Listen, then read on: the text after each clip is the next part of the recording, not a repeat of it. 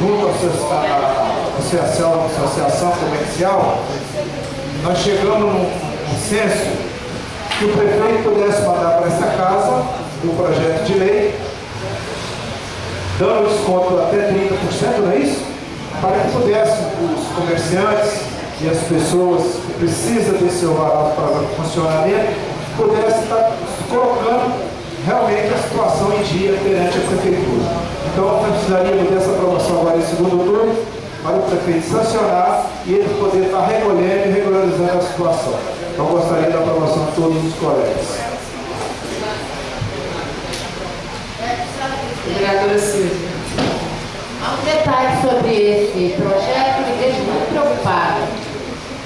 Nós temos que prever que a lei alcance a todos de maneira justa e igualitária. E não foi dada a oportunidade, que não ficou claro, pelo menos para mim, àqueles que já fizeram a sua contribuição de ter o retorno e o ressarcimento dessa quantia paga a mais. Então eu acho que a Câmara deveria se preocupar com isso, porque nós seríamos muito injustos, porque aquelas pessoas que receberam o seu alvará e pagaram imediatamente, pagaram um preço majorado. E agora nós estamos diminuindo essa quantia, né?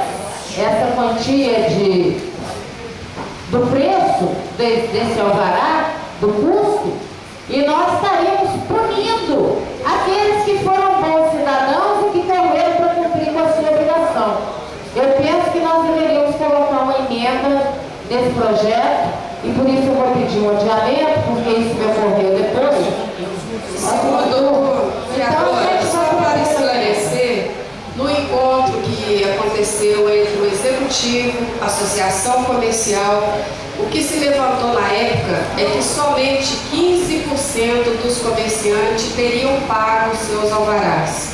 E ficou colocado diante da Associação Comercial e o Executivo que, ao cair esses valores, aqueles que tivessem pago teria o seu ressarcimento. Então isso foi um acordo feito entre as partes, então a gente entende que não haverá aqui prejuízo daquelas pessoas, ok? Então é mais para que os senhores aí possam tomar conhecimento, tudo foi muito bem acordado. Eu gostaria então de solicitar aos representantes da empresa que dessem essa informação de maneira efetiva e concreta, para que não haja e não paire mais dúvida. Não foi dada, não. Eu li o jornal, havia informações desencontradas.